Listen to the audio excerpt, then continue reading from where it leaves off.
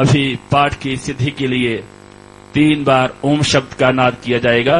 आप सभी भक्तजन भक्ति भाव से हृदय से आवाज निकालते हुए लंबे स्वर से 3 बार ओम शब्द का उच्चारण करेंगे और मां से ये प्रार्थना करेंगे कि हे मां जगत जननी, इन स्तोत्रों द्वारा, इन मंत्रों द्वारा जो आपकी स्तुति की गई है, प्रसन्नता पूर्वक इसे स्वीकार करो और पूरे विश्व को वरदान दो।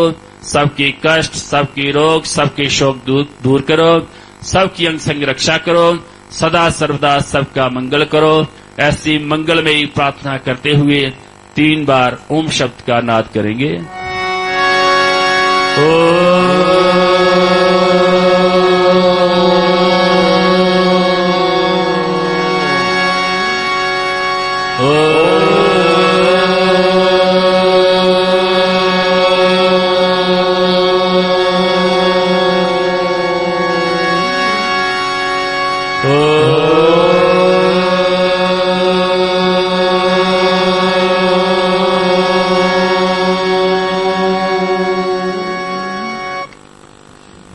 धर्म प्रेमी भक्तजनों, आज मां भगवती जी की ऐसी अनुकंपा से आप सभी भक्तजनों को मां का दर्शन करने का सौभाग्य प्राप्त हो रहा है।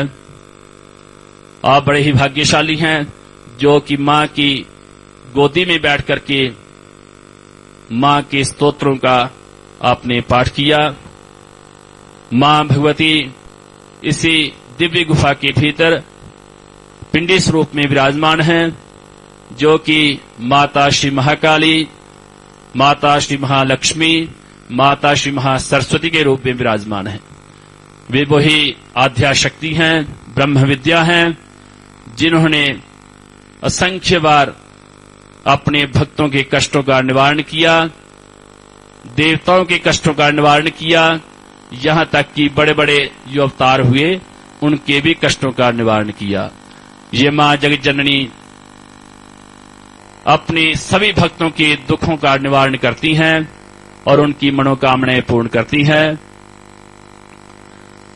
पूर्व काल की बात है, जब प्रहलाद दैत्यों के राजा होते थे, तब सभी दैत्यों ने मिलकर के शुक्राचार्य जी के साथ एक परामर्श किया कि हे गुरुदेव, देवता लोग सदा ही हमसे अन्याय करते हैं, हमें ठगते रहते हैं, छल करके हमें जीत जाते हैं। जैसे कि समुद्र मंथन के समय सारी उत्तम वस्तुएं देवता लोग स्वयं ही ले गए और हमें हमारे हिस्से में कुछ भी नहीं आया। इसलिए हमें देवताओं के ऊपर बार बार क्रोध आता है। इसलिए हम सभी देवताओं के साथ युद्ध करके अपना प्रतिशोध लेना चाहते हैं। शुक्राचार्य जी ने और प्रहलाद ने कहा, अभी समय अनुकूल नहीं है, इसलिए हमें इस युद्ध को टालना चाहिए, क्योंकि देवताओं के ऊपर मां भगवती जी की अपार कृपा बनी हुई है और हमारी इसमें विजय नहीं हो सकती, इसलिए हमें इस युद्ध को टालना होगा। परंतु सभी दैत्यों ने, राक्षसों ने एक मत से ये परामर्श दिया कि विजय तो बाहुबल से होती है, ना कि भाग्य से होती है। हम बाहुबल में देवताओं से अधिक हैं, हमारे पास शक्ति अधिक है, इसलिए हम अवश्य ही युद्ध करेंगे। तब प्रहलाद जी को अपने दैत्यों की बात माननी पड़ी और देवताओं को युद्ध के लिए ललकारना पड़ा। दोनों सेनाएं, देवताओं की सेनाएं और प्रहलाद की सेनाएं आमने सामने आ गई और युद्ध शुरू हुआ।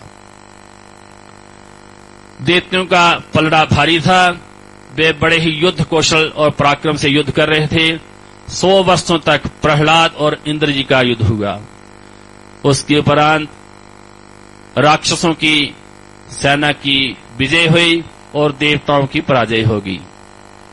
तब देवताओं ने घबरा करके इंद्र से कहा कि अभी क्या किया जाए। तब बृहस्पति जी के कहने पर उन्होंने मां भगवती जी को याद करना, उनको पुकारना शुरू किया। सभी देवता करबद्ध होकर के मां भगवती जी को बुलाने लगे कि हे मां, हमारी रक्षा करो, राक्षसों ने फिर एक बार प्रहलाद को सेनापति बना करके हमें युद्ध में हरा दिया, हमें अपने घरों से निकाल दिया। इसलिए शीघ्र ही आप हमारी रक्षा करो।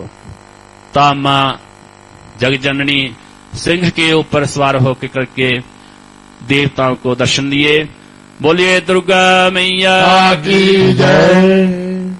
मां ने कहा, देवताओं बताओ मैं आपका कौन सा कार्य सिद्ध करूं, किस हेतु आपने मुझे यहां याद किया।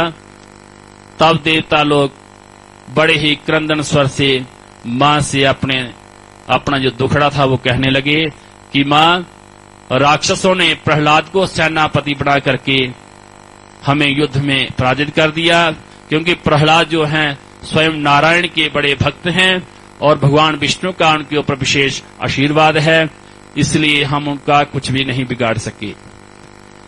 तब मां ने कहा, आप चिंता मत करो, मैं शीघ्र ही आपको अपना राज्य वापस दिलाऊंगी। तब मां भगवती ने राक्षसों की सेना में जाकर के वहां प्रकट हुई। जब राक्षसों ने देखा कि ये वही मां जगदम्बा, मां आद्या शक्ति ब्रह्म विद्या हैं, जिन्होंने कई बार हमारे पूर्वजों का संहार किया, महिषासुर का वध किया, शुम्भ का वध किया, रक्त बीज का वध किया, तब वे बड़े ही घबरा गए। उन्होंने देखा ये सिंह वाहिनी मां अति क्रोधित लग रही हैं और अवश्य ही ये हमें मार देंगी। तब कुछ दैत्यों ने कहा, हमें तुरंत ही यहां से भाग जाना चाहिए और अपने पतालपुरी में चले जाना चाहिए। तब एक कुछ जो बुजुर्ग लोग थे, उनमें जो अच्छे सलाह देने वाले थे, अच्छा परामर्श देने वाले थे, उनमें से एक नमुची हुए हैं। उन्होंने ये परामर्श दिया कि भागने से मां देवी हमें अवश्य ही अपने शस्त्रों द्वारा मार देंगी, इसलिए भागना उचित नहीं है। हम सभी प्रहलाद को आगे करके मां की ही शरण में जाएंगे, क्योंकि मां भगवती शरण में आए हुए सभी जनों की रक्षा करती हैं और उनका उद्धार भी करती हैं।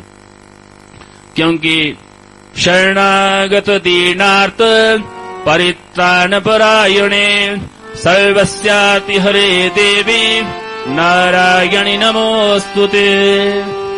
क्योंकि मां जगत जननी शरण में आए हुए दीनहीन और दुखी लोगों की सदा बात सुनती हैं और उनके कष्टों का निवारण करती हैं, इसलिए हम सबको मां की ही शरण में जाना चाहिए। आज भी जब कोई संकट आन पड़ता है तो लोग किसी वृद्ध व्यक्ति से ही परामर्श लेते हैं और वही परामर्श जो है कारगर सिद्ध होता है। तब प्रहलाद जी को आगे करके सभी राक्षसों ने मां के पास हाथ जोड़ करके खड़े हो गए कि मां जगत जननी, आप देवताओं की भी माता हैं और हमारी भी आप ही माता हैं, क्योंकि जितने भी जीव जंतु जड़ जितनी भी वस्तुएं विश्व में जिनका अस्तित्व है वे सभी आपके द्वारा ही निर्मित हुई हैं। हम और देवता सगे भाई हैं, हम दोनों ही कश्यप ऋषि की संतान हैं, फिर आपका देवताओं के प्रति इतना प्यार क्यों और हम राक्षसों से इतना बैर क्यों? क्योंकि यदि हम कोई अधर्म करते हैं तो देवताओं ने भी बड़े से ऐसे अधर्म किए हैं, उनको कभी आपने दंड नहीं दिया।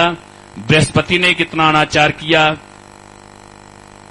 और देवराज इंद्र ने कितना अनाचार किया।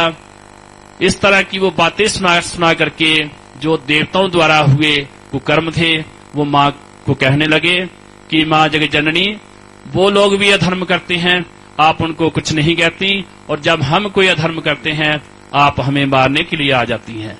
हम भी आपकी ही संतान हैं, इसलिए आपकी शरण में आए हुए इन दैत्यों की रक्षा करो और मेरी भी रक्षा करो। तब मां ने कहा, आप लोभ को त्याग दो, लोभ के कारण ही आपका ये विनाश होता है, क्योंकि लोभ ही सब विपत्तियों की जड़ है, इसलिए आप लोभ छोड़ दो, स्वर्ग की लालसा छोड़ दो। आपको जो जो राज्य मिला है, देवताओं को स्वर्ग मिला है, आपको पाताल मिला है, इसलिए अपने अपने राज्यों में ही आप सुखपूर्वक रह करके भगवान की आराधना करो। तब देवताओं ने कहा ठीक है मां, हम अपनी आपकी आज्ञा लेकर के स्वयं अभी इसी समय ही पतालपुरी में चले जाएंगे। तब प्रहलाद ने सभी सेना को लेकर के, अपना जो परिवार, अपनी जो सेना थी, सबको लेकर के पताल में चले गए और मां के आशीर्वाद से, भगवान विष्णु के आशीर्वाद से पातालपुरी में सुखपूर्वक रहने लगे। कहने का तात्पर्य है कि जब जब भी मां के भक्तों पर कोई कष्ट आए हैं, तब तब इसी मां जगज्जननी ने प्रकट होकर, साकार रूप होकर अपने भक्तों के दुखों का निवारण किया है। जो भक्तजन मां की सदा पूजा करते हैं, मां का जाप, मां के नाम की व्रत रखते हैं, मां को प्रसन्न करने के लिए कन्याओं का पूजन करते हैं, तभी उन सभी के ऊपर मां सदा प्रसन्न रहती हैं। इसलिए आप मां के मंत्रों का उच्चारण कर करके मां को सदा प्रसन्न करने का प्रयत्न किया करें। तो आप सभी मेरे साथ मां के निवारण मंत्र का जाप करके मां को प्रसन्न करने का प्रयत्न करेंगे। ओम ऐं ह्रीं क्लीं चामुंडायै विच्चे। ओम ऐं ह्रीं क्लीं चामुंडायै विच्चे। ओम ऐं ह्रीं क्लीं चामुंडायै विच्चे। ओम ऐं ह्रीं क्लीं चामुंडायै विच्चे। ओम ऐं ह्रीं क्लीं चामुंडायै विच्चे। ओम ऐं ह्रीं क्लीं चामुंडायै विच्चे। सचियां जोतां वाली माता तेरी सदा की जय। सबदा भला करने वाली माता तेरी सदा की जय। बोलो सच्चे दरबार की जय। अभी भजनों की बेला है। आप सभी भक्त